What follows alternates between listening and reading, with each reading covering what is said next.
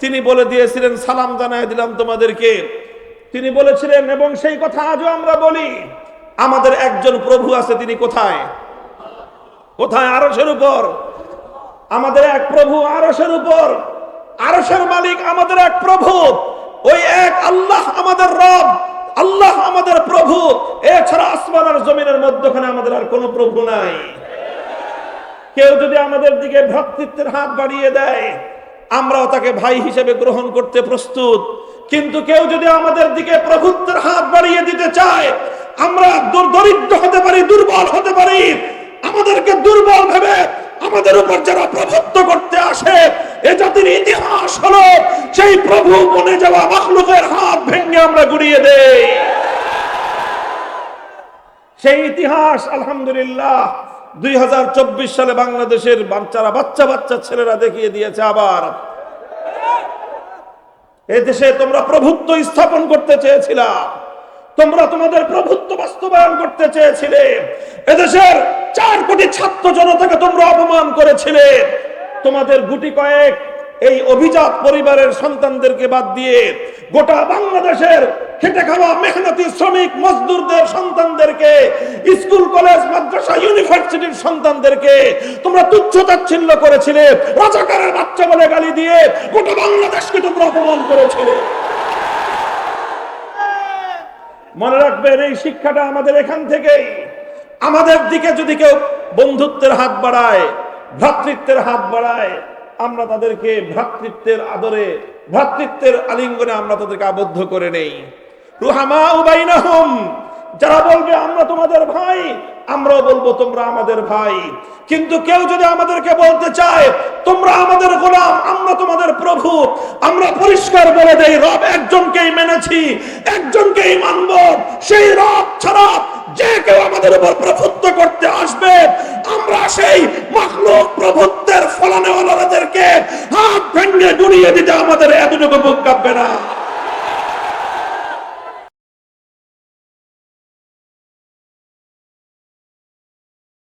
দেখেন, আমার বিরুদ্ধে ওদের মূল ক্ষোভের জায়গাটা ছিল এইটাই, যে আমি এই 2022 সাল জুড়ে একটা ওয়াজ করতাম সব জায়গায়। আপনাদের এখানে আমি সেই ওয়াজ করেছি, আপনাদের কারো মনে থাকার কথা। আমি বলেছিলাম তাদের ষড়যন্ত্র হলো আলেম সমাজ থেকে দেশের সাধারণ মানুষকে বিচ্ছিন্ন করা। আমি বলেছিলাম রাজনীতি করেন ভালো কথা, এমন রাজনীতি করবেন না যে রাজনীতি করতে গেলে আলেমদের সঙ্গে দূরত্ব অবলম্বন করতে হয়। যেই রাজনীতির দল, যেই রাজনীতির নেতা তোমাকে আলেমদের থেকে দূরে সরতে বলবে, তোমার দল যদি তোমাকে আলেমদের বিরুদ্ধে মাঠে নামতে বলে, তোমার দল যদি তোমাকে আলেম সমাজের বিরুদ্ধে ময়দানে নামতে বাধ্য করে, হে মুসলমানের সন্তান, তোমাকে বলেছিলাম, আজও বলি, ভবিষ্যতে বলবো, যে দল তোমাকে উলামায়ে কেরামের কাছ থেকে দূরে সরে, সেই দলকে, সেই দলের নেতা নেত্রীকে 14 তালাক দাও। উলামায়ে কেরামের সঙ্গে তুমি থাকো, দুনিয়াতেও তোমার পরিণাম ভালো হবে, আখিরাতেও তোমার পরিণাম ভালো হবে ইনশাআল্লাহ। থাকবেন তো ইনশাআল্লাহ? ইনশাআল্লাহ। বিপ্লব আমাদেরকে চোখে আঙ্গুল দিয়ে দেখিয়ে দিয়েছে, মানুষ যদি সৎ নিয়তে, ভালো উদ্দেশ্য যদি ঐক্যবদ্ধ হয়, আল্লাহ সাহায্য করেন। এখনো আল্লাহ সাহায্য করেন। আর আল্লাহ যখন সাহায্য করবেন, পৃথিবীর কোন শক্তি ইনশাআল্লাহ সেই বিজয় রুখতে পারবে না। এবারের বিজয় ইসলামী বিপ্লবের একটা প্রাথমিক স্টেজ, ভিত্তি স্থাপিত হয়েছে। এই বিজয়ে যারা রক্ত দিয়েছে অধিকাংশই হলো ইসলাম প্রিয় জনতার রক্ত গিয়েছে। সুতরাং এ রক্ত একদিন কথা বলবে, এ রক্ত থেকে ফুল ফুটবে, এ রক্ত থেকে বাগান তৈরি হবে। সে বাগান হবে আল কোরআনের বাগান, সে বাগান হবে ইসলামের বাগান, সেই বাগান হবে খেলাফতের বাগান, খেলাফতের বাগান ইনশাআল্লাহ। পড়ে যাবেন, কোন দ্বিধাদ্বন্দ্বে পড়ে যাবেন, তখন কিভাবে সিদ্ধান্ত নেবেন?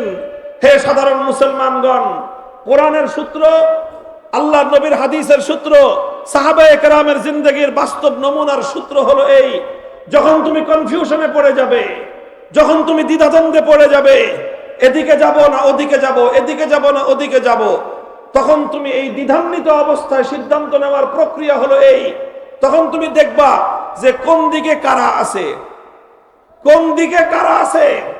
তুমি যখন তাকায় দেখবা একদিকে মুহিবুল্লাহ বাবুনগরী, একদিকে আল্লামা জুনায়েদ বাবুনগরী, তুমি যখন তাকায় দেখবা একদিকে আল্লামা নূর হোসেন কাসেমী, তুমি যখন তাকায় দেখবা একদিকে এরকম হক্কানি উলামায়ে কেরাম, আর অপর দিকে তাকায় দেখবা সব বাটপাড়ার সিটার, তখন তুমি চোখটা বন্ধ করে বাটপাড়দের দল ত্যাগ করে, ধোঁকাবাজদের দল ত্যাগ করে আল্লাহ ওয়ালা নেককারদের সঙ্গে থাকবা, তোমার পরিণাম ভালো হবে। মুহতারাম হাজিরিন, আপনারা দেখছেন আপনাদের এই ভাই মামুনুল হককে, আলহামদুলিল্লাহ আমি আমার এই কঠিন সময়ে এই সূত্রের উপর আমল করে আমি আজকে তার ফলাফল দেখতেছি নিজের চোখে। যখন আমার উপর কঠিন বিপদ আসলো, ভয়াবহ এক বিপদ, গোটা রাষ্ট্রযন্ত্র তার সমস্ত শক্তি নিয়ে, পুলিশ, র্যাব, বিজিবি, আর্মি এবং তাদের সমস্ত গোয়েন্দা সংস্থাগুলো, ডিজিএফআই, এনএসআই, এসবি, সব গোয়েন্দা সংস্থা সবাই মিলে গোটা রাষ্ট্রযন্ত্র, সংসদে স্বয়ং সেই প্রধানমন্ত্রী দাঁড়ায় আমার বিরুদ্ধে বিষোদ্গার করে গোটা রাষ্ট্রযন্ত্র নিয়ে আমার বিরুদ্ধে ঝাঁপায় পড়ল। পরিস্থিতি অত্যন্ত ভয়াবহ। আমার আপনজনরা পর্যন্ত তখন তাদের খাতার মধ্যে কোথায় কোথায় মামুনুল হক লেখা আছে সব কেটে ফেলে দেয় সব, কারণ মামুনুল হক নাম পাইলেই হইল, আর কোনো অপরাধ লাগবে না, তোমার খাতার মধ্যে মামুনুল হক নাম লেখা পাওয়া গেছে, তুমি বড় অপরাধী।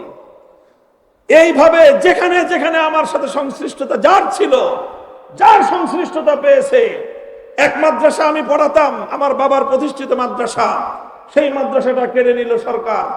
আরেকটা মাদ্রাসা করেছিলাম সেই আপনার কেরানীগঞ্জে, আপনারা শুনেছেন বাবরি মসজিদ কমপ্লেক্স নামে, সেই মাদ্রাসায় পুলিশ হানা দিয়েছে। হানা দিয়ে সেখানকার ছাত্র শিক্ষক যা পেয়েছে সব ধরে নিয়ে মাদ্রাসাটাকে সিলগালা করে দিয়েছে। যেখানে আমার নাম পেয়েছে, আমার বাসা, আমার পরিবারের উপর পুলিশ গিয়ে হায়নার মতো হামলে পড়েছে, সব তছনছ করে দিয়েছে। এই পরিস্থিতিতে কি করতে পারি, এটা ছিল আমার সামনে অত্যন্ত কঠিন এক প্রশ্ন।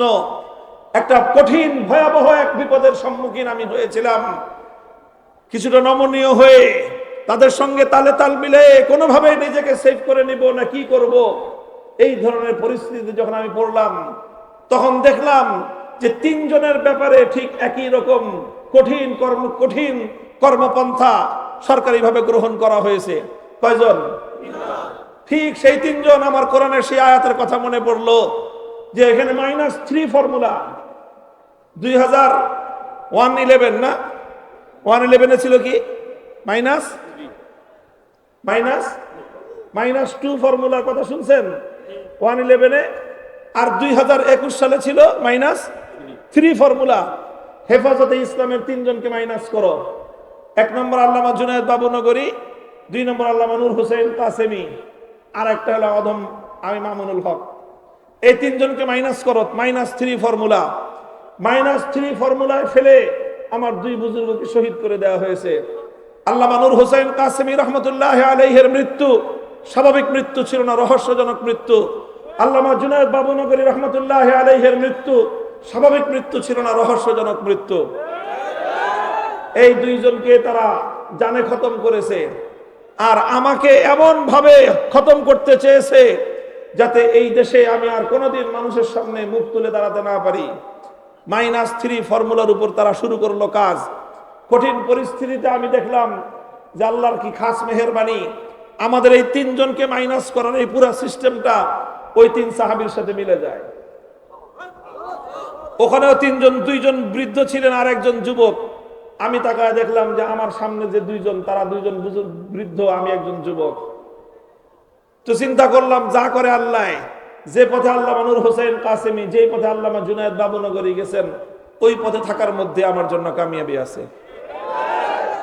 কমর বেঁধে থাকলাম ওই রাস্তার উপর। হয়তো 3টা বছর আমাকে কষ্ট করতে হয়েছে, হয়তো 3টা বছর নিদারুণ কষ্টে রাত এবং দিনগুলোকে কাটাতে হয়েছে, হয়তো অনেক রাত চোখের অশ্রুতে ভাসাতে হয়েছে, হয়তো অনেক দিন বুকের গঙ্গানি আর দীর্ঘ শ্বাসে আমাদের রাত আর দিনগুলো পার হয়েছে। কিন্তু আলহামদুলিল্লাহ অবশেষে 3 বছরের পর সেই প্রভাত এসেছে, নতুন সূর্যের উদয় হয়েছে এবং আলহামদুলিল্লাহ জুলুমের অবসান হয়েছে, অত্যাচারী জালিমেরদের এমন পরিণাম হয়েছে যে আমাদেরকে তো মাইনাস করেছে, আমরা দেশেই ছিলাম, আর আল্লাহর পক্ষ থেকে এমন মাইনাস হয়েছে 14 গোষ্ঠী সহ দেশের সীমানার বাইরে।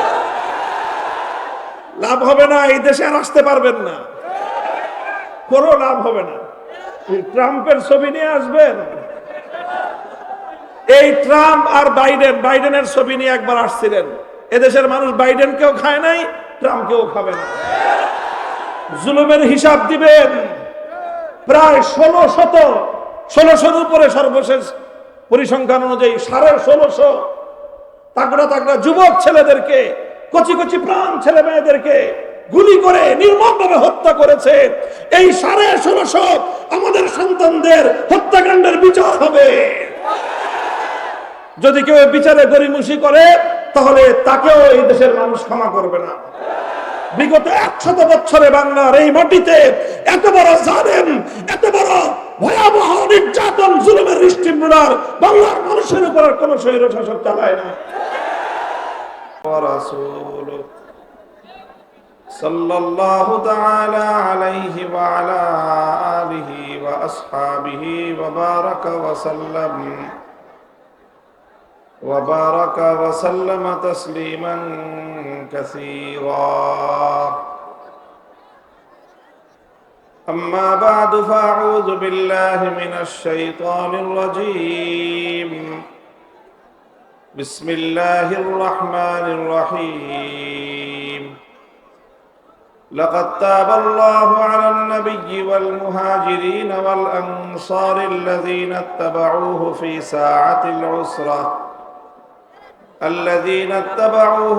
ساعة العسرة من بعد ما كاد يزيغ قلوب فريق منهم ثم تاب عليهم إنه بهم رؤوف رحيم. وعلى الثلاثة الذين خلفوا حتى إذا ضاقت عليهم الأرض بما رحبت وضاقت عليهم أنفسهم وظنوا أن لا ملجأ من الله إلا إليه ثم تاب عليهم ليتوبوا إن الله هو التواب الرحيم. يا أيها الذين آمنوا اتقوا الله وكونوا مع الصادقين. صدق الله العظيم. محترم হযরত সদর জলসা, উপস্থিত হযরত উলামায়ে কেরাম, সম্মানিত আমার মুরব্বী সাহেবান, সমবেত ইসলাম প্রিয়, কোরআন প্রেমিক, নবী প্রেমিক, তাওহীদি মুসলমান ভাই ও বন্ধুগণ, বাংলাদেশের অন্যতম প্রাচীন ইসলামী শিক্ষার প্রাণকেন্দ্র জামিয়া হুসাইনিয়া মুজাফফরুল উলুম মাদ্রাসার আজিমুস-শান বার্ষিক মাহফিলে আল্লাহ আমাদেরকে সমবেত হওয়ার তৌফিক দিয়েছেন। এই জন্য রব্বে করিমের দরবারে কালেমাতুশ শুকরের হাদিয়া পেশ করি আলহামদুলিল্লাহ। আপনারা হযরত উলামায়ে কেরামের কাছ থেকে সারাদিন ধরেই ওয়াজ এবং বয়ান শুনতেছেন। আমি আজকে আপনাদের সম্মুখে শুধুমাত্র হাজির হয়েছি হাজিরা দেওয়ার জন্য, আপনাদের সাথে দেখা সাক্ষাৎ করার জন্য। গতকালকে মাগরিবের নামাজ আদায় করেছি পবিত্র মসজিদুল হারামে। মসজিদে হারামে মাগরিবের নামাজ পড়ে রওনা করেছি। এরপর থেকে এখন পর্যন্ত শুধুমাত্র সফরের উপরে আছি, চলাচলের উপরে আছি। শারীরিকভাবে খুবই ক্লান্ত। তো শুধুমাত্র আপনাদের এই ঐতিহাসিক এই মুরাদনগর মাদ্রাসার এবং এই অঞ্চলের ধর্মপ্রাণ মুসলমানদের সাথে সাক্ষাতের জন্য, এবং বিশেষ করে আপনাদের এই এলাকার মানুষের, গণমানুষের, সর্বশ্রেণীর মানুষের প্রিয় ভাজন, আপনাদের জনপ্রিয় নেতা জনাব মোফাজ্জল হোসেন কায়েকোবাদ ভাইজান অনেক অনুরোধ করে বলেছেন যেন কোনোভাবে এখানে আমি উপস্থিত হই, ইত্যাদি কারণে আল্লাহ পাক রব্বুল আলামিন সুযোগ করে দিয়েছেন। এই জন্য শুধু আপনাদের সাথে সাক্ষাৎ করার উদ্দেশ্যে আমি এখানে হাজির হয়েছি। দু একটি কথা আমি আপনাদের সম্মুখে আরজ করব। কোরআনে পাকের সূরাতুত তাওবা থেকে 3টি আয়াত আমি আপনাদের সম্মুখে তেলাওয়াত করেছি। এই আয়াতগুলোর শানে নুজুল তথা এই আয়াতগুলো কি জন্য নাজিল হয়েছিল, কোন প্রেক্ষাপটে অবতীর্ণ হয়েছিল, এটা মাদ্রাসার ওলামায়ে কেরাম এবং যারা কোরআনে পাক নিয়ে পড়াশোনা করেন তাদের সকলেরই জানা আছে। খুব সংক্ষেপে যদি বলি, রাসূল সাল্লাল্লাহু আলাইহি ওয়াসাল্লামের জীবনের সর্ববৃহৎ যেই জিহাদ ছিল, সবচেয়ে বড় সংখ্যক বিপুল পরিমাণ সেনাবাহিনী নিয়ে, সৈনিকদেরকে নিয়ে, মুজাহিদিনদেরকে নিয়ে আল্লাহর নবী যে যুদ্ধ পরিচালনা করেছেন এবং আল্লাহর নবীর জীবনের সর্বশেষ যুদ্ধ, সেটা হলো তাবুকের জিহাদ, তাবুক যুদ্ধ। যেই যুদ্ধটা ছিল পৃথিবীর তৎকালীন সুপার পাওয়ার রোম সাম্রাজ্যের বিরুদ্ধে। সেই যুদ্ধে কয়েকটা বিষয় ব্যতিক্রম ছিল। একটা বিষয় হলো অনেক দূরে যেতে হবে, অনেক দূরত্বের সফর। দ্বিতীয় বিষয় ছিল যে সময়টা ছিল অত্যন্ত কঠিন, প্রচন্ড গরম, একেবারে সাংঘাতিক যে গরমের মৌসুম। এই প্রচন্ড গরমের মৌসুমে মরুভূমির পথ পাড়ি দিয়ে শত শত মাইল দূরে জিহাদের জন্য যেতে হবে। তো দূরত্ব একটা কঠিন ছিল, ফ্যাক্ট একটা জটিলতা ছিল।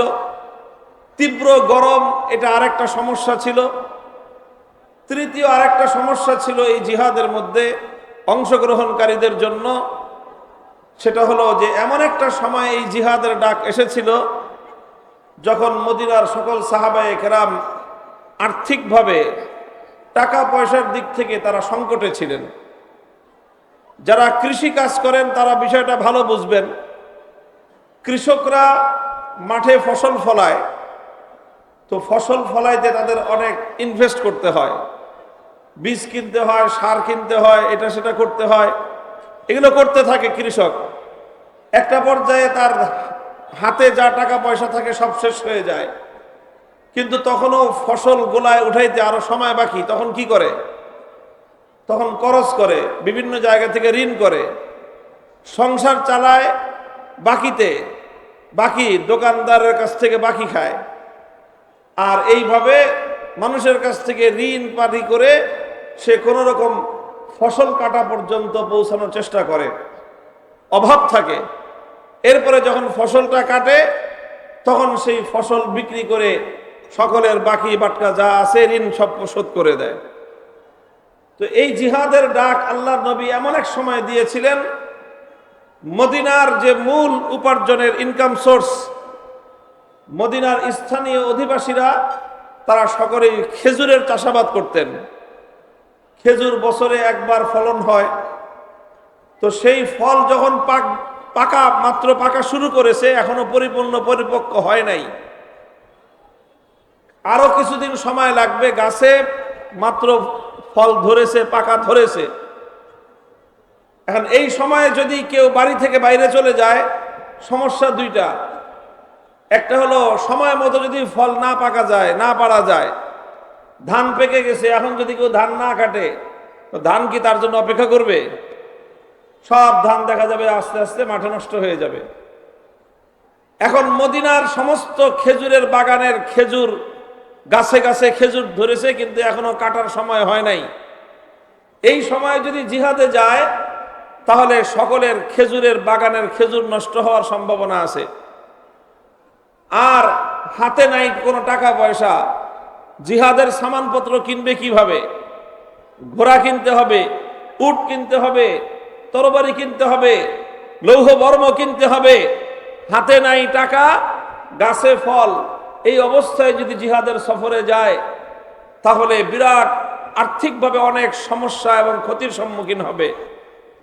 3টা প্রতিকূলতা ছিল, 3টা বাধা ছিল। কয়টা বাধা? 3টা বাধা। 1 নম্বর হলো সফরের পথ অনেক দূরত্বের, এই দূরত্বের পথ অতিক্রম করতে হবে। 2 নম্বর বাধা হলো তীব্র গরমের সংকট। এই শরীরের মধ্যে গরমের তীব্র দাবদাহে ফসকা পড়ে যায় আরব দেশের গরম। সেই গরমের মধ্যে মরুভূমি এবং পাহাড়ের পথ দিয়ে পথ চলতে হবে, দীর্ঘ পথ, 1-2 মাইল না, শত শত মাইল পথ চলতে হবে। আর 3 নম্বর হলো, এখন যদি কেউ জিহাদের জন্য সফরে বের হয়, গত বছরের ফসল মাইর খাবে, আর যত বাকি বাট্টা আছে এই সমস্ত বাকি পরিশোধ করার জন্য তার কঠিন পরিস্থিতির সম্মুখীন হইতে হবে। এই রকম পরিস্থিতিতে আল্লাহর পক্ষ থেকে জিহাদের ঘোষণা আসলো, আল্লাহর নবীর পক্ষ থেকে জিহাদের ডাক আসলো। লাকাদ তাবাল্লাহু আলান নাবিয়্যি ওয়াল মুহাজিরিন ওয়াল আনসার আল্লাযীনা ইত্তাবাউহু ফি সাআতিল উসরা। এইজন্য আল্লাহ বলেছেন যে প্রতিকূলতার সময়ে যারা আল্লাহ এবং তার রাসূলের ডাকে সাড়া দিল, প্রতিকূলতার সময়ে, কঠিন সময়ে যারা আল্লাহ এবং তার রাসূলের ডাকে সাড়া দিয়েছে, আল্লাহ তাদের প্রতি অনেক বেশি অনুরক্ত হয়েছেন, তাদের প্রতি আল্লাহর সন্তুষ্টি অনেক বেশি। বুঝেন না এই কথা?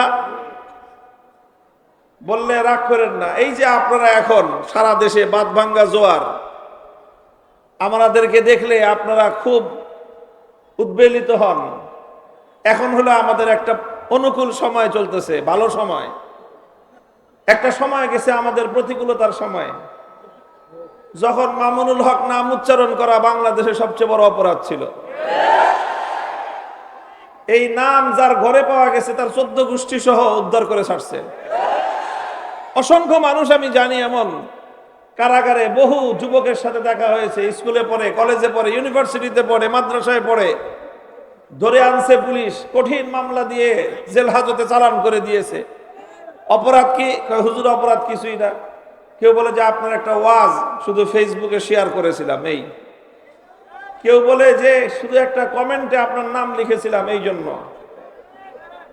এরকম কিছু মানুষ ছিল দুর্দিনে যারা ওলামায়ে কেরামকে ছেড়ে যায়নি, তবে এত মানুষ ছিল না দুর্দিনে, এত মানুষ ছিল না। মনে রাখবেন, আল্লাহ পাক রব্বুল আলামিন বান্দার আমলের পরিমাপ করেন তার দুর্দিনের সময়ে, কঠিন সময়ে তার আমল কি পরিমাণ, তার সাহস কি পরিমাণ, আল্লাহর দ্বীনের জন্য তার ত্যাগ আর কোরবানি কি পরিমাণ। এই জন্য আজকে আমি বলি আপনাদেরকে, ভালো কথা, এখন আপনারা অনুকূল একটা পরিবেশে দ্বীনের মাহফিলে, কোরআনের মাহফিলে ওলামায়ে কেরামের পিছনে জিন্দাবাদের স্লোগান দিচ্ছেন। এটা এখন থেকে পাক্কা নিয়ত করেন যে আল্লাহ যদি আল্লাহ না করুক, আবার যদি কোনোদিন আমাদের উপর বিপদ আসে, আবার যদি কোনোদিন আল্লাহর দ্বীনের পথে কেউ বাধা সৃষ্টি করবার চেষ্টা করে, আবার যদি কেউ আল্লাহর দ্বীনের বিরুদ্ধে আল্লাহর জমিনে কোনো তৎপরতা পরিচালনা করে, অবস্থা যত ভয়াবহ আর যত প্রতিকূলতাই হোক না কেন, জান আর মালের কোনো তোয়াক্কা না করে আল্লাহর দ্বীনের হেফাজতের জন্য আবার মাঠে নেমে পড়ব।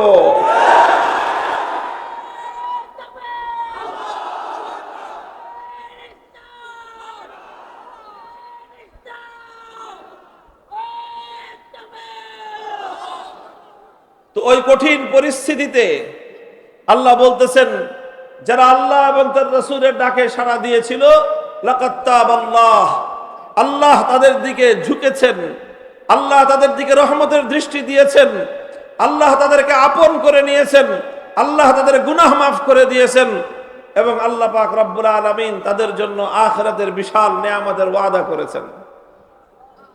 এটা হলো একটা মূল ঘটনা। এই ঘটনার আলোকে আমি আর লম্বা কথা ইতিহাস বললাম না, শুধু এতটুকু বললাম, এই তবুকের জিহাদে আবু বকর সিদ্দিক রাদিয়াল্লাহু আনহু এবং হযরত ওসমান রাদিয়াল্লাহু তাআলা আনহু তারা ঐতিহাসিক ভূমিকা পালন করেছিলেন। একটা ঘটনা আমরা সকলেই জানি, আবু বকর সিদ্দিক এবং ওমর ফারুক রাদিয়াল্লাহু আনহুমা আল্লাহর রাস্তায় সাদকা করার জন্য, দান করতে গিয়ে তারা প্রতিযোগিতায় লিপ্ত হয়েছিলেন। হযরত ওমর রাদিয়াল্লাহু আনহু বাড়িতে যা তার সম্পদ ছিল তার সমস্ত সম্পদের অর্ধেক আল্লাহর নবীর কাছে পেশ করে দিয়েছিলেন। আর মনে মনে তিনি আশা করেছিলেন যে কোনোদিন তো আবু বকর সিদ্দিকের সাথে আমি প্রতিযোগিতায় কুলায় উঠতে পারি না। আজকে এই কঠিন সময়ে আমি আমার জিন্দগির উপার্জিত সমস্ত সম্পত্তির অর্ধেক আল্লাহর রাস্তায় দিয়ে দিলাম। আজকে ইনশাআল্লাহ আমি আবু বকর সিদ্দিকের চেয়ে অগ্রসর হয়ে যাব রাদিয়াল্লাহু আনহু। কিছুক্ষণ পরে আবু বকর সিদ্দিক রাদিয়াল্লাহু আনহু আসলেন আল্লাহর নবীর কাছে। তিনিও তার সম্পত্তি পেশ করলেন। পরিমাণে হযরত ওমরের চেয়ে তার সম্পদ অনেক কম ছিল। আল্লাহর নবী জিজ্ঞাসা করছেন আবু বকর সিদ্দিক রাদিয়াল্লাহু আনহুকে, আবু বকর তুমি কি আনছো আর তোমার পরিবারের জন্য কি রেখে আসছো?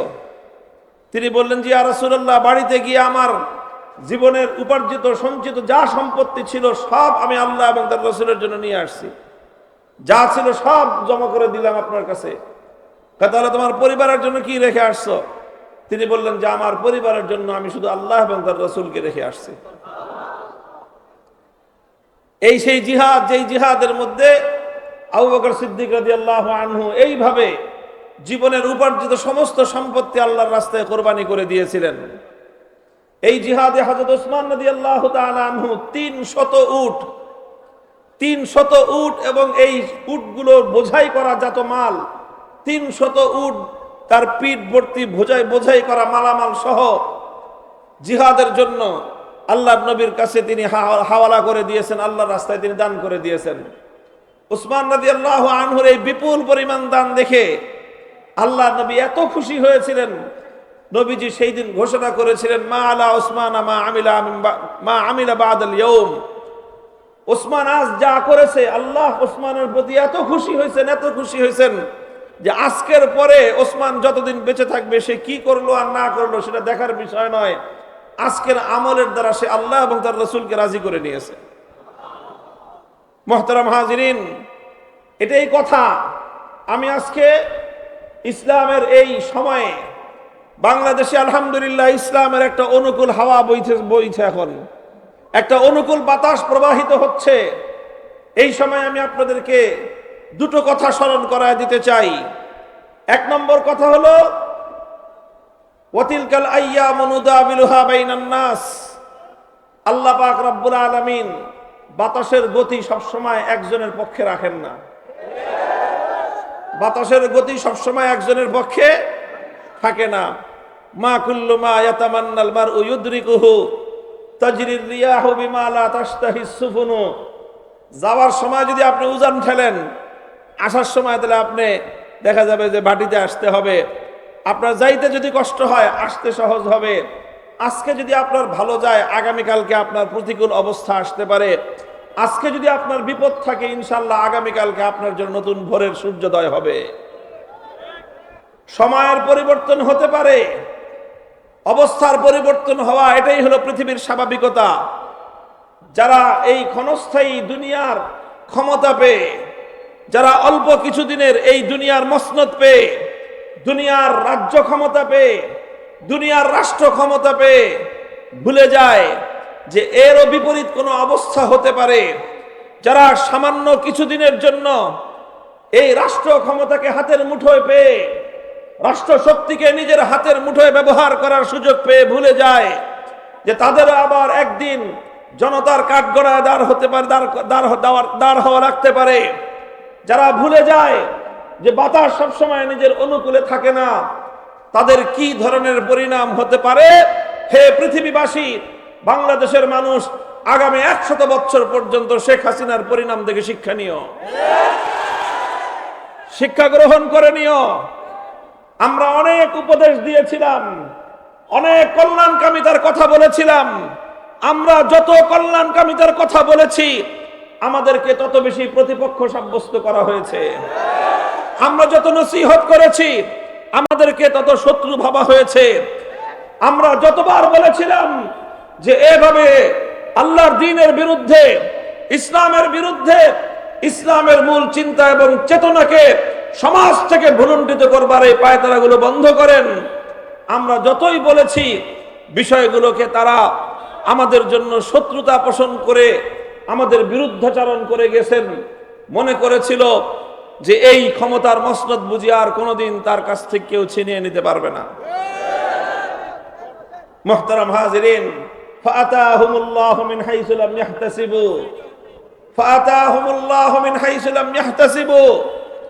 এরপরে আল্লাহ পাক রব্বুল আলামিন এমন ভাবে পাকড়াও করেছেন যে এইভাবে পাকড়াও হতে পারে কোনোদিন কল্পনাও করে নাই। 5ই আগস্ট সকালবেলাও বুঝে নাই যে কি হইতে যাইতেছে। 12 পদের তরকারি দিয়ে রান্না করেছিল দুপুরের খাবার। কয় পদ? চিন্তা করতে পারেন। অথচ 5ই আগস্টের আগে কমপক্ষে 1 থেকে 1,500 মানুষ বাংলাদেশের মাটিতে নির্মমভাবে হত্যা করা হয়েছে। টেকনাফ থেকে তেতুলিয়া পর্যন্ত ছাত্রদের, শিশুদের, মায়েদের রক্তে আল্লাহর জমিন রঞ্জিত। আর সেই জমিনের শাসক 12 পদ দিয়ে সেই রক্তের উপর দাঁড়িয়ে খাবার খাওয়ার জন্য রান্না করা খাবার আয়েশ মেরে, মৌজ মেরে, ফুর্তি করে খাবে, এই ধরনের মানসিকতা সম্পন্ন শাসক ছিল এই মাটিতে। আমাদের কথাগুলো ভুল হলে বলেন যে হ্যাঁ এই কথাটা আমরা ভুল বলেছি, অন্যায় বলেছি। গণভবনে 5ই আগস্ট দুপুরের রাবার খাবারের মেনু কি ছিল সেটা তালাশ করেন, দেখেন, এরপরে বলেন। আমি আর কিছু বলতে চাই না, শুধু এতটুকু বলতে চাই, যেই জনপদে এক প্রান্ত থেকে আরেক প্রান্ত পর্যন্ত লাশের গন্ধে ভরে গেছে গোটা দেশ, যেই জনপদের হাজার হাজার মানুষ পঙ্গুত্ব বরণ করে হাসপাতালের বিছানায় গুলো কাতরাচ্ছিল, যেই জনপদের মানুষ ঘরে পর্যন্ত মায়ের কোলে, বাবার কোলে সন্তানগুলি বিদ্ধ হয়ে শহীদ হচ্ছিল, যেই জনপদের মানুষ নিজের ঘরের মধ্যে নিরাপদে বসবাস করতে পারছিল না, যেই জনপদের মানুষ এভাবে গোটা দেশের মানুষ যখন রক্তের স্রোতে ভাসছিল, সেই জনপদের শাসক তখন এই আয়েশি খাবার খাওয়ার আয়োজন করতে পারে। কতটা মানুষের প্রতি, দেশের প্রতি, জাতির প্রতি দায়িত্ব জ্ঞানহীন হলে এই কাজ করা সম্ভব। মুহতারাম হাজিরিন, বলতে চাই শিক্ষা গ্রহণ করার, আপনাদেরকে যে সবক দেওয়ার কথা বলতে চাই, আমরা নিজেরা যে সবক হাসিল করা উচিত বলে আমি আমাদেরকে আমি সম্বোধন করছি, সেটা হলো এই যে পরিস্থিতি সবসময় অনুকূল থাকে না। আল্লাহর নবীর 63 বছরের জিন্দেগি সবসময় নিজের অনুকূল থাকে নাই। বদরের যুদ্ধে পরিবেশ অনুকূল ছিল, উহুদের যুদ্ধে পরিবেশ উল্টে গেছে, খন্দকের যুদ্ধে পরিবেশ উল্টে গিয়েছে, আবার খয়বরের জিহাদে মুসলমানদের অনুকূল চলে আসছে পরিবেশ। কখনো ওয়াতিলকাল আইয়ামু নুদাবিলুহা বাইনান নাস, আল্লাহ পাক কখনো বাতাস এদিকে প্রবাহিত করবেন তোমার অনুকূলে, কখনো বাতাস প্রবাহিত হবে তোমার প্রতিকূলে। আমাদের জন্য শিক্ষা হলো এই, আল্লাহ না করুন, আল্লাহর দ্বীনের জন্য যে কোনো কঠিন পরিস্থিতিতে, যে কোনো প্রতিকূল পরিবেশে, যে কোনো দৌর্দণ্ডপ্ত প্রতাপশালী যে কোনো শাসকের মুখে, যে কোনো অত্যাচারী জালিমের বুলেটের বুকের সামনে, যে কোনো অন্যায়কারী, যে কোনো খোদাদ্রোহী শক্তি তাগুতের মোকাবেলায় সিনা টান করে আবু সাঈদের মতো দাঁড়িয়ে থাকতে হবে, কেবলমাত্র আল্লাহর জন্য, কেবলমাত্র আল্লাহর দ্বীনের জন্য।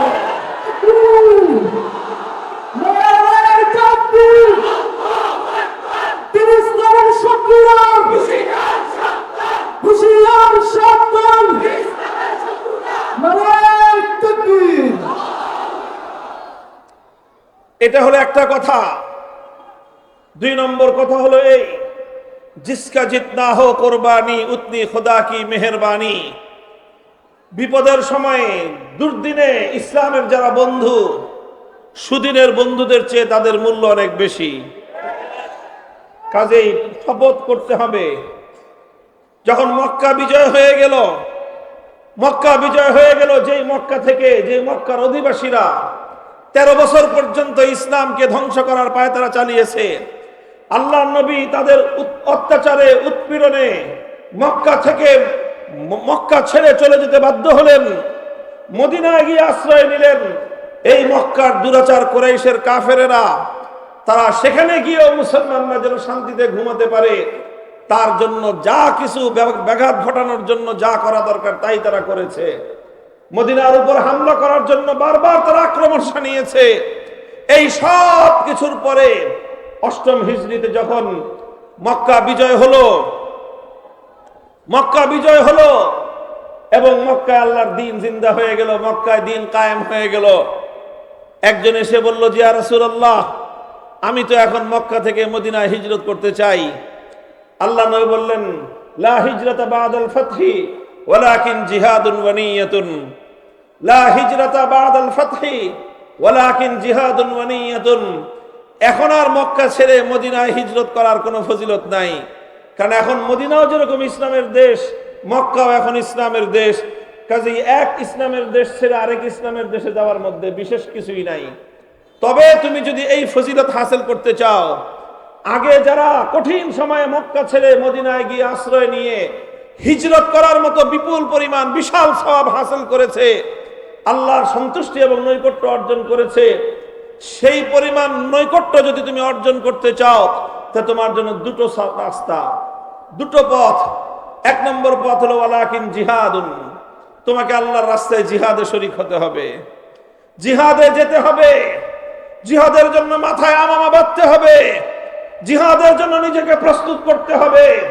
আর এভাবে শত্রুর মোকাবেলায় নিজের জান মাল নিয়ে নিজেকে সমর্পণ করে দিতে হবে। এর মাধ্যমে তুমি হিজরতের সমান সওয়াব পাবে। এক নম্বর ওয়ানিয়াতুন। আর দুই নম্বর হলো আরেক ভাবেও তুমি হিজরতের সমপরিমাণ সওয়াব পেতে পারো। সেটা হলো এই, তুমি নিজে নিজে পণ করো, নিজে নিজে শপথ করো, দুনিয়ার কাউকে বলতে হবে না, শুধু আল্লাহকে বলো যে আল্লাহ, আমি শপথ করলাম, আমি পণ করলাম, আবার যদি কোনোদিন এই মক্কা নগরীতে কুফরির রাজত্ব প্রতিষ্ঠিত হয়, আবার যদি কোনোদিন এই মক্কায় বাতিল বিজয়ী হয়ে যায়, আবার যদি কোনোদিন এই মক্কায় তোমার শত্রুদের আধিপত্য প্রতিষ্ঠিত হয়, সেই দিন আমি নিজের বাড়ির মায়ায়, নিজের পরিবারের মায়ায়, নিজের সন্তান এবং আপনজনদের মায়ায় মক্কায় পড়ে থাকবো না, বরং সেই দিন আমি তোমার দ্বীনের জন্য সব কিছু ছেড়ে তোমার পথে আমি নিজেকে সোপর্দ করে দিব। যদি কেউ এই নিয়ত করতে পারো, তাহলে হিজরত না করেও তুমি হিজরতের সমপরিমাণ সওয়াব লাভ করতে পারবে। শপথ করেন বাংলাদেশের শত্রুরা, আমি বাংলাদেশ বলি কারণ বাংলাদেশ এবং ইসলাম একটা আরেকটার সাথে ওতপ্রোতভাবে জড়িয়ে আছে। ইসলাম বাদ দিলে বাংলাদেশ থাকে না, ইসলাম বাদ দিলে বাংলাদেশ থাকে না। যারা ইসলামকে বাদ দিয়ে বাংলাদেশের পরিচয় দেয়, তারা বাংলাদেশের সঙ্গে গাদ্দারি করে। হাজার বছরের ইতিহাস, এই বাংলাদেশ এমনি তৈরি হয় নাই। 200 বছর পর্যন্ত ব্রিটিশদের বিরুদ্ধে আজাদির সংগ্রাম করতে হয়েছে এই দেশটা অর্জন করতে গিয়ে। ব্রিটিশ বিতাড়িত হওয়ার আগেই আবার আরেকটা সংগ্রাম করতে হয়েছে, লড়াই করতে হয়েছে, জীবন দিতে হয়েছে এই জনপদের মানুষকে। সেটা ছিল পশ্চিমবঙ্গের রবীন্দ্রনাথ ঠাকুর মাকুরদের, এই দাদা বাবুদের আধিপত্যের বিরুদ্ধে লড়াই করতে হয়েছে। রবীন্দ্রনাথ আজকে বাংলাদেশের অনেক এক শ্রেণীর মানুষের কাছে একটা দেবতা তুল্য হয়ে গেছে, অথচ বিগত 100 বছর, বিগত 19 শতকে, 18 শতকে সে একজন চরম সাম্প্রদায়িক মুসলিম বিদ্বেষী ব্যক্তি ছিল। কবিতা ভালো লেখছে ভিন্ন কথা, সেটা ভিন্ন কথা, কিন্তু যদি আমি তাকে মানবিক দৃষ্টিকোণ থেকে যখন আমি দেখি, রবীন্দ্রনাথকে একজন সাম্প্রদায়িক, একজন উগ্র হিন্দু ছাড়া আমি আর কিছুই বলতে পারি না। তারা এই মুসলমানরা যেন, তখন বঙ্গ 2 ভাগ ছিল, পশ্চিমবঙ্গ আর পূর্ববঙ্গ। আমরা ছিলাম পূর্ববঙ্গে, পূর্ববঙ্গে ছিল মুসলিম অধ্যুষিত, পশ্চিমবঙ্গ ছিল বেশিরভাগ হিন্দু অধ্যুষিত। আর এরকম বছরের পর বছর ধরে পশ্চিমবঙ্গের লোকেরা তারা খবরদারি করত, নেতাগিরি করত, সব তারা করত। আর এই পূর্ববঙ্গের মুসলমানরা ছিল অবহেলিত। যখন পূর্ববঙ্গের মুসলমানরা মাথা তুলে দাঁড়ানোর চেষ্টা করেছিল, এই পূর্ববঙ্গের নবাব স্যার সলিমুল্লাহ, নবাব পরিবার যারা আলেম ওলামাদের সাথে সম্পর্ক রাখত, নবাব সলিমুল্লাহ সেই যুগে আমাদের এই গোটা কওমি অঙ্গনের সেরেতাজ মুজাদ্দিদ মিল্লাত হাকিমুল উম্মাত শাহ আশরাফ আলী থানভী রাহমাতুল্লাহ আলাইহি, ওনাকে তিনি এই অঞ্চলে এনেছিলেন। এই নবাব স্যার সলিমুল্লাহ সাহেব, ওনারা এই সমস্ত নবাব, মুসলমান নবাবেরা এবং এদেশের মুসলমানরা তারা চাইল যে পশ্চিমবঙ্গের দাদা বাবুদের করতলগত আমরা থাকবো না, আমরা আমাদের এই অঞ্চলের মানুষের জীবনমানের উন্নয়ন ঘটাবো। এদেশের মুসলমানরা স্বতন্ত্র জাতিসত্তা নিয়ে নিজস্ব পরিচয় নিয়ে তারা মাথা তুলে দাঁড়াবে, এই চেষ্টা যখন এই পূর্ববঙ্গের মুসলমানরা করলো, পশ্চিমবঙ্গের রবীন্দ্রনাথ ঠাকুরদের নেতৃত্বে হিন্দুরা তখন বঙ্গ রব নামে তারা সহিংস আন্দোলন করেছিল। কি আন্দোলন? শব্দটা মুখস্থ করে রাখবেন। আমরা যখন আন্দোলন করি তখন আমাদেরকে জঙ্গিবাদী বলো, অথচ এই রবীন্দ্রনাথ ঠাকুর এবং তার সহকর্মীরা তাদের আন্দোলনের নামই ছিল সহিংস আন্দোলন, মানে জঙ্গিবাদী আন্দোলন। সেই সহিংস আন্দোলনের মাধ্যমে শত শত মানুষ মুসলমানদেরকে পুড়িয়ে মেরেছে। আর এইভাবে সহিংসতার মধ্য দিয়ে পূর্ববঙ্গের মুসলমানদের উত্থানকে তারা ঠেকিয়ে রাখার চেষ্টা করেছিল। পূর্ববঙ্গের মুসলমানরা লড়াই করেছে। 1947 সালে যখন সুযোগ এসেছে, সঙ্গে সঙ্গে পশ্চিমবঙ্গের দাদা বাবুদেরকে 3 তালাক দিয়ে পূর্ববঙ্গের মুসলমানরা মাথা উঁচু করে দাঁড়িয়ে গেছে। এটা গেছে দ্বিতীয় সংগ্রাম আমাদের, পশ্চিমবঙ্গের দাদা বাবুদের বিরুদ্ধে পূর্ববঙ্গের মুসলিম জাতিসত্তা গড়ার লড়াইয়ের সংগ্রাম। এরপরে আসছে পশ্চিম পাকিস্তানের খান পাঠানদের বিরুদ্ধে লড়াই। ওরা মুসলমান, আমরাও মুসলমান, কিন্তু ওরা বলল মুসলমান হলে কি হবে, তোরা বাঙালি আর আমরা হলাম পাঞ্জাবি, সুতরাং পাঞ্জাবিরা হলো উত্তম, বাঙালিরা হলো অধম। বাঙালিরা হবে গোলাম আর পাঞ্জাবিরা করবে প্রভুত্ব। আমরা তখন পরিষ্কার তাদেরকে বলে দিয়েছিলাম।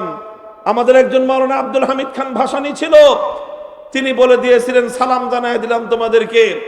তিনি বলেছিলেন, এবং সেই কথা আজও আমরা বলি, আমাদের একজন প্রভু আছে, তিনি কোথায়? আরশের উপর। আমাদের এক প্রভু আরশের উপর, আরশের মালিক আমাদের এক প্রভু, ওই এক আল্লাহ আমাদের রব, আল্লাহ আমাদের প্রভু। এছাড়া আসমান আর জমিনের মধ্যখানে আমাদের আর কোনো প্রভু নাই। কেউ যদি আমাদের দিকে ভ্রাতৃত্বের হাত বাড়িয়ে দেয়, আমরাও তাকে ভাই হিসেবে গ্রহণ করতে প্রস্তুত।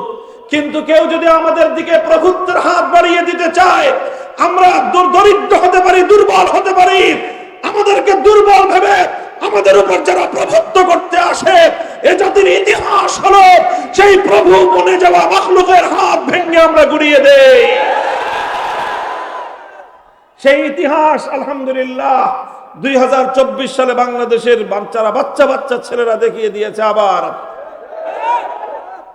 এদেশে তোমরা প্রভুত্ব স্থাপন করতে চেয়েছিলা, তোমরা তোমাদের প্রভুত্ব বাস্তবায়ন করতে চেয়েছিলে, এদেশের 4 কোটি ছাত্র জনতাকে তোমরা অপমান করেছিলে। তোমাদের গুটি কয়েক এই অভিজাত পরিবারের সন্তানদেরকে বাদ দিয়ে গোটা বাংলাদেশের খেটে খাওয়া মেহনতি শ্রমিক মজদুরদের সন্তানদেরকে, স্কুল কলেজ মাদ্রাসা ইউনিভার্সিটির সন্তানদেরকে তোমরা তুচ্ছ তাচ্ছিল্য করেছিলে, রাজাকারের বাচ্চা বলে গালি দিয়ে গোটা বাংলাদেশকে তোমরা অপমান করেছিলে। মনে রাখবেন, এই শিক্ষাটা আমাদের এখান থেকেই। আমাদের দিকে যদি কেউ বন্ধুত্বের হাত বাড়ায়, ভ্রাতৃত্বের হাত বাড়ায়, আমরা তাদেরকে ভ্রাতৃত্বের আদরে, ভ্রাতৃত্বের আলিঙ্গনে আমরা তাদেরকে আবদ্ধ করে নেই। রুহামাউ বাইনাহুম, যারা বলবে আমরা তোমাদের ভাই, আমরাও বলবো তোমরা আমাদের ভাই। কিন্তু কেউ যদি আমাদেরকে বলতে চায় তোমরা আমাদের গোলাম, আমরা তোমাদের প্রভু, আমরা পরিষ্কার বলে দেই, রব একজনকেই মেনেছি, একজনকেই মানব। সেই রব ছাড়া যে কেউ আমাদের উপর প্রভুত্ব করতে আসবে, আমরা সেই মাখলুক প্রভুত্বের ফলানেওয়ালাদেরকে হাত ভেঙে গুড়িয়ে দিতে আমাদের এতটুকু বুক কাঁপবে না।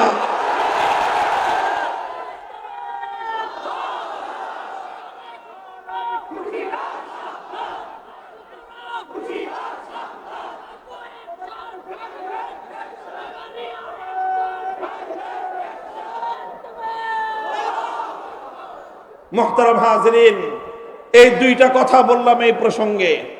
সর্বশেষ কথা আমার, ওয়ালা সালাসাতিল্লাযীনা খুল্লিফু হাত্তা ইযা দাকাত আলাইহিমুল আরদু বিমা রাহুবাত ওয়া দাকাত আলাইহিম আনফুসুহুম ওয়া যান্নু আল্লা মালজাআ মিনাল্লাহি ইল্লা ইলাইহি সুম্মা তাবা আলাইহিম লিয়াতুবু ইন্নাল্লাহা হুয়াত তাওয়াবুর রহিম। এই জিহাদের মধ্যে কিছু মুনাফিকরা বাটপারি করেছিল। মুনাফিকরা তারা যুদ্ধে যায় নাই, জিহাদে যায় নাই, ধোঁকাবাজি করেছে, প্রতারণা করেছে, ছল চাতুরির আশ্রয় নিয়েছে।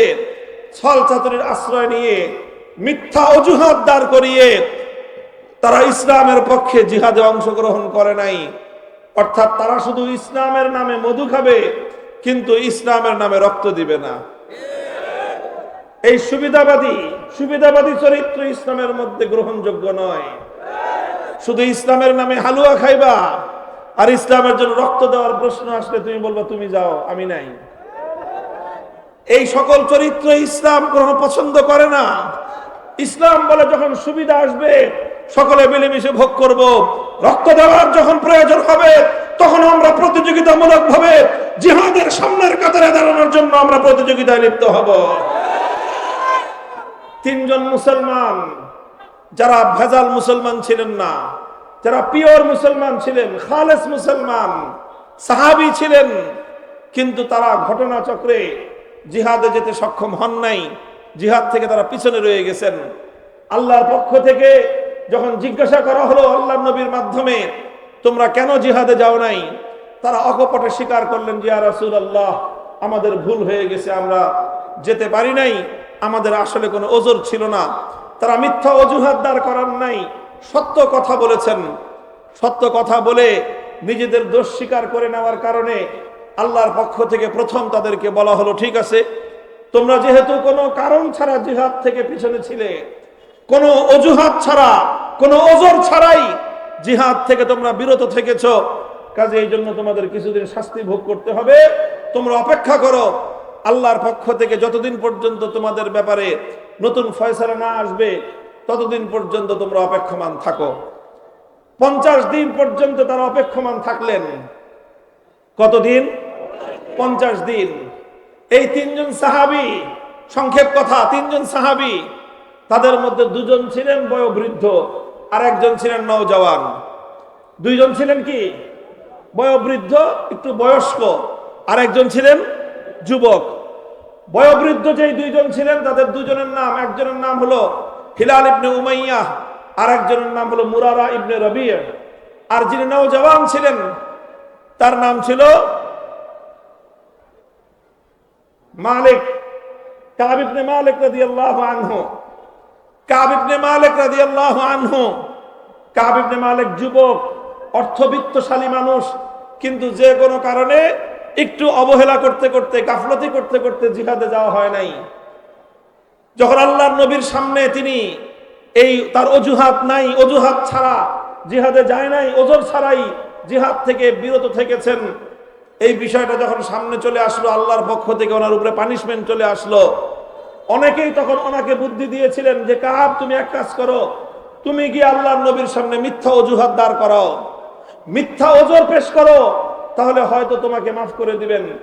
কাব ইবনে মালিক রাদিয়াল্লাহু আনহু তখন দেখলেন যে মদিনাতে যারা জিহাদে যায় নাই তাদের মধ্যে দুই শ্রেণীর মানুষ। এক শ্রেণীর মানুষ জিহাদে যায় নাই কিন্তু মিথ্যা অজুহাত দাঁড় করায় তারা কোন রকম ভাবে পাশ কাটায় গেছে। আর দুজন মানুষ এমন আছে যারা মিথ্যা অজুহাত দাঁড় করায় নাই, সত্য কথা বলে বিপদের সম্মুখীন হয়ে গেছে। কাব ইবনে মালিক রাদিয়াল্লাহু আনহু তখন দেখলেন, তুলনা করলেন যে কোন লোকগুলো কেমন, যারা নানা রকম অজুহাত দাঁড় করায়, অজুহাত তৈরি করে, মিথ্যা অজুহাত দিয়ে যারা নিজেদেরকে রক্ষা করে নিল, তারা কেমন লক্ষ্য করে দেখলেন সবগুলো হলো মুনাফিক, বাটপার। আর যেই দুইজন সত্য কথা বললেন, কোনো মিথ্যা অজুহাত দিলেন না, লক্ষ্য করে দেখলেন রজুলানি সালিহাইনি শাহিদা বাদরান, রজুলাইনি সালিহাইনি শাহিদা বাদরান, তারা দুজন নেককার মানুষ এবং তারা দুজন এমন বদরের যুদ্ধে অংশগ্রহণকারী আল্লাহর নবীর প্রিয় সাহাবী। তখন কাব ইবনে মালিক রাদিয়াল্লাহু আনহু একটা সিদ্ধান্ত নিয়েছিলেন, যা করে আল্লাহ, এই দুই হুজুরের সাথে আমি আছি, এবার যা হয় আল্লাহ ভালো পরিণাম করবেন, আমি বাটপারদের সাথে থাকবো না। খেয়াল করে বুঝবেন, আপনি যখন কোনো দ্বিধায় পড়ে যাবেন, কোনো দ্বিধাদ্বন্দ্বে পড়ে যাবেন, তখন কিভাবে সিদ্ধান্ত নেবেন। হে সাধারণ মুসলমানগণ, কোরআনের সূত্র, আল্লাহর নবীর হাদিসের সূত্র, সাহাবায়ে কেরামের জিন্দেগীর বাস্তব নমুনার সূত্র হলো এই, যখন তুমি কনফিউশনে পড়ে যাবে, যখন তুমি দ্বিধাদ্বন্দ্বে পড়ে যাবে, এদিকে যাব না ওদিকে যাব, এদিকে যাব না ওদিকে যাব, তখন তুমি এই দ্বিধান্বিত অবস্থায় সিদ্ধান্ত নেওয়ার প্রক্রিয়া হলো এই, তখন তুমি দেখবা যে কোন দিকে কারা আছে। কোন দিকে কারা আছে তুমি যখন তাকায় দেখবা, একদিকে মুহিবুল্লাহ বাবুনগরী, একদিকে আল্লামা জুনায়েদ বাবুনগরী। তুমি যখন তাকায় দেখবা একদিকে আল্লামা নূর হোসেন কাসেমী। তুমি যখন তাকায় দেখবা একদিকে এরকম হক্কানি ওলামায়ে কেরাম, আর অপর দিকে তাকায় দেখবা সব বাটপাড়ার সিটার। তখন তুমি চোখটা বন্ধ করে বাটপাড়দের দল ত্যাগ করে, ধোঁকাবাজদের দল ত্যাগ করে আল্লাহ ওয়ালা নেককারদের সঙ্গে থাকবা, তোমার পরিণাম ভালো হবে। মুহতারাম হাজিরিন, আপনারা দেখছেন আপনাদের এই ভাই মামুনুল হককে। আলহামদুলিল্লাহ, আমি আমার এই কঠিন সময়ে এই সূত্রের উপর আমল করে আমি আজকে তার ফলাফল দেখতেছি নিজের চোখে। যখন আমার উপর কঠিন বিপদ আসলো, ভয়াবহ এক বিপদ, গোটা রাষ্ট্রযন্ত্র তার সমস্ত শক্তি নিয়ে, পুলিশ, র্যাব, বিজিবি, আর্মি এবং তাদের সমস্ত গোয়েন্দা সংস্থাগুলো, ডিজিএফআই, এনএসআই, এসবি, সব গোয়েন্দা সংস্থা সবাই মিলে গোটা রাষ্ট্রযন্ত্র, সংসদে স্বয়ং সেই প্রধানমন্ত্রী দাঁড়ায় আমার বিরুদ্ধে বিষোদ্গার করে গোটা রাষ্ট্রযন্ত্র নিয়ে আমার বিরুদ্ধে ঝাঁপায় পড়লো। পরিস্থিতি অত্যন্ত ভয়াবহ। আমার আপনজনরা পর্যন্ত তখন তাদের খাতার মধ্যে কোথায় কোথায় মামুনুল হক লেখা আছে সব কেটে ফেলে দেয় সব। কারণ মামুনুল হক নাম পাইলেই হইলো, আর কোনো অপরাধ লাগবে না, তোমার খাতার মধ্যে মামুনুল হক নাম লেখা পাওয়া গেছে, তুমি বড় অপরাধী। এইভাবে যেখানে যেখানে আমার সাথে সংশ্লিষ্টতা যার ছিল, যার সংশ্লিষ্টতা পেয়েছে, এক মাদ্রাসা আমি পড়াতাম, আমার বাবার প্রতিষ্ঠিত মাদ্রাসা, সেই মাদ্রাসাটা কেড়ে নিল সরকার। আরেকটা মাদ্রাসা করেছিলাম সেই আপনার কেরানীগঞ্জে, আপনারা শুনেছেন বাবরি মসজিদ কমপ্লেক্স নামে, সেই মাদ্রাসায় পুলিশ হানা দিয়েছে। হানা দিয়ে সেখানকার ছাত্র শিক্ষক যা পেয়েছে সব ধরে নিয়ে মাদ্রাসাটাকে সিলগালা করে দিয়েছে। যেখানে আমার নাম পেয়েছে, আমার বাসা, আমার পরিবারের উপর পুলিশ গিয়ে হায়নার মতো হামলে পড়েছে, সব তছনছ করে দিয়েছে। এই পরিস্থিতিতে কি করতে পারি, এটা ছিল আমার সামনে অত্যন্ত কঠিন এক প্রশ্ন। একটা কঠিন ভয়াবহ এক বিপদের সম্মুখীন আমি হয়েছিলাম। কিছুটা নমনীয় হয়ে তাদের সঙ্গে তালে তাল মিলে কোনোভাবে নিজেকে সেভ করে নিব না কি করব, এই ধরনের পরিস্থিতিতে যখন আমি পড়লাম, তখন দেখলাম যে তিনজনের ব্যাপারে ঠিক একই রকম কঠিন কর্মপন্থা সরকারিভাবে গ্রহণ করা হয়েছে। কয়জন? ঠিক সেই তিনজন। আমার কোরআনের সেই আয়াতের কথা মনে পড়লো যে এখানে -3 ফর্মুলা 2011 না 111 ছিল কি -2 ফর্মুলার কথা শুনছেন 111-এ, আর 2021 সালে ছিল -3 ফর্মুলা। হেফাজতে ইসলামের তিনজনকে মাইনাস করো। 1 নম্বর আল্লামা জুনায়েদ বাবুনগরী, 2 নম্বর আল্লামা নূর হোসেন কাসেমী, আর একটা হলো অদম আমি মামুনুল হক। এই তিনজনকে মাইনাস করো, -3 ফর্মুলা। -3 ফর্মুলায় ফেলে আমার 2 বুজুর্গকে শহীদ করে দেওয়া হয়েছে। আল্লামা নূর হোসেন কাসেমী রহমতুল্লাহ আলাইহির মৃত্যু স্বাভাবিক মৃত্যু ছিল না, রহস্যজনক মৃত্যু। আল্লামা জুনায়েদ বাবুনগরী রহমতুল্লাহ আলাইহির মৃত্যু স্বাভাবিক মৃত্যু ছিল না, রহস্যজনক মৃত্যু। এই দুইজনকে তারা জানে খতম করেছে, আর আমাকে এমন ভাবে খতম করতে চেয়েছে যাতে এই দেশে আমি আর কোনোদিন মানুষের সামনে মুখ তুলে দাঁড়াতে না পারি। -3 ফর্মুলার উপর তারা শুরু করলো কাজ। কঠিন পরিস্থিতিতে আমি দেখলাম যে আল্লাহর কি খাস মেহেরবানি, আমাদের এই তিনজনকে মাইনাস করার এই পুরো সিস্টেমটা ওই 3 সাহাবীর সাথে মিলে যায়। ওখানেও 2জন বৃদ্ধ ছিলেন আর একজন যুবক। আমি তাকায় দেখলাম যে আমার সামনে যে 2জন, তারা 2জন বৃদ্ধ, আমি একজন যুবক। তো চিন্তা করলাম যা করে আল্লাহ, যে পথে আল্লামা নূর হোসেন কাসেমী, যে পথে আল্লামা জুনায়েদ বাবুনগরী গেছেন, ওই পথে থাকার মধ্যে আমার জন্য কামিয়াবি আছে। কমর বেঁধে থাকলাম ওই রাস্তার উপর। হয়তো 3টা বছর আমাকে কষ্ট করতে হয়েছে, হয়তো 3টা বছর নিদারুণ কষ্টে রাত এবং দিনগুলোকে কাটাতে হয়েছে, হয়তো অনেক রাত চোখের অশ্রুতে ভাসাতে হয়েছে, হয়তো অনেক দিন বুকের গঙ্গানি আর দীর্ঘ শ্বাসে আমাদের রাত আর দিনগুলো পার হয়েছে। কিন্তু আলহামদুলিল্লাহ অবশেষে 3 বছরের পর সেই প্রভাত এসেছে, নতুন সূর্যের উদয় হয়েছে এবং আলহামদুলিল্লাহ জুলুমের অবসান হয়েছে। অত্যাচারী জালিমেরদের এমন পরিণাম হয়েছে যে আমাদেরকে তো মাইনাস করেছে, আমরা দেশেই ছিলাম, আর আল্লাহর পক্ষ থেকে এমন মাইনাস হয়েছে 14 গোষ্ঠী সহ দেশের সীমানার বাইরে। লাভ হবে না, এই দেশে আর আসতে পারবেন না, কোনো লাভ হবে না। ট্রাম্পের ছবি নিয়ে আসবেন, এই ট্রাম্প আর বাইডেনের ছবি নিয়ে একবার আসছিলেন, এদেশের মানুষ বাইডেনকেও খায় নাই, ট্রাম্পকেও খাবে না। জুলুমের হিসাব দিবেন। প্রায় 1600 উপরে সর্বশেষ পরিসংখ্যান অনুযায়ী 1650 তাগড়া তাগড়া যুবক ছেলেদেরকে, কচি কচি প্রাণ ছেলে মেয়েদেরকে গুলি করে নির্মমভাবে হত্যা করেছে। এই 1650 আমাদের সন্তানদের হত্যাকাণ্ডের বিচার হবে। যদি কেউ বিচারে গরিমসি করে তাহলে তাকেও এই দেশের মানুষ ক্ষমা করবে না। বিগত 100 বছরে বাংলার এই মাটিতে এত বড় জালেম, এত বড় ভয়াবহ নির্যাতন জুলুমের স্টিমরোলার বাংলার মানুষের উপর কোন স্বৈরশাসক চালায় না। মুহতারাম হাজিরিন, এভাবে সিদ্ধান্ত নিবেন। যখন দোদুল্যমানতায় পড়ে যাবেন, দ্বিধাদ্বন্দ্বে পড়ে যাবেন, কনফিউশনে পড়ে যাবেন, তখন দেখবেন কোন পথের সামনে কারা আছে। যেখানে দেখবেন আল্লাহওয়ালারা আছে, যেখানে দেখবেন নেককাররা আছে, যেখানে দেখবেন সৎ মানুষগুলো আছে, আর কিছু বুঝে না আসলেও সৎ মানুষদের সাথে থাকবেন, ভালো মানুষদের সঙ্গে থাকবেন। ইয়া আইয়ুহাল্লাযীনা আমানুত্তাকুল্লাহ ওয়া কুনু মা'আস সাদিকিন। আল্লাহ বলেছেন তুমি সৎ লোকদের সাথে থাকো, দুনিয়াতেও আমি তোমাকে কামিয়াবি দান করব।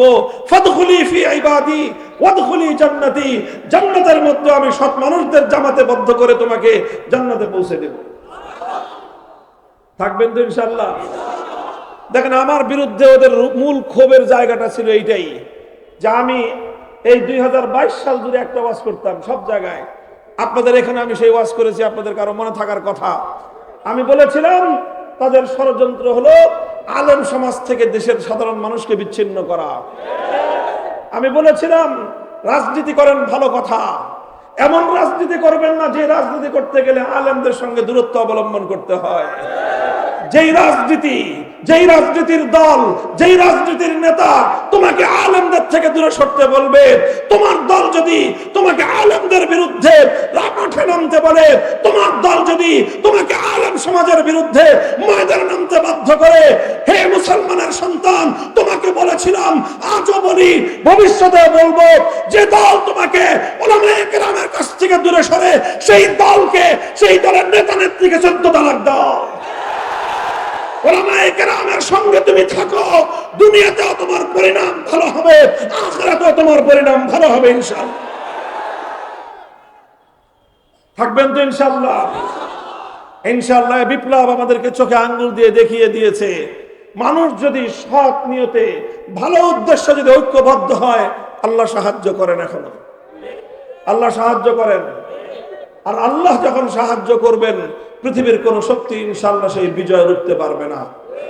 এবারের বিজয় ইসলামী বিপ্লবের একটা প্রাথমিক স্টেজ, ভিত্তি স্থাপিত হয়েছে। এই বিজয়ে যারা রক্ত দিয়েছে অধিকাংশই হলো ইসলাম প্রিয় জনতার রক্ত গিয়েছে। সুতরাং এ রক্ত একদিন কথা বলবে, এ রক্ত থেকে ফুল ফুটবে, এ রক্ত থেকে বাগান তৈরি হবে। সে বাগান হবে আল কোরআনের বাগান, সে বাগান হবে ইসলামের বাগান, সেই বাগান হবে খেলাফতের বাগান, খেলাফতের বাগান ইনশাআল্লাহ।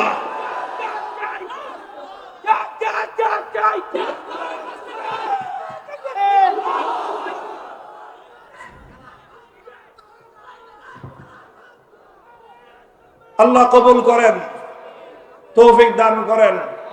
আমার জন্য দোয়া করবেন, আমি যেন যে কথাগুলো বললাম এই কথার মধ্যে যেন কোনো লৌকিকতা না থাকে, শুধু মানুষকে শোনানোর জন্য, মানুষকে দেখানোর জন্য কোনো কথা, কোনো কাজ যেন আল্লাহ আমার দ্বারা না নেন।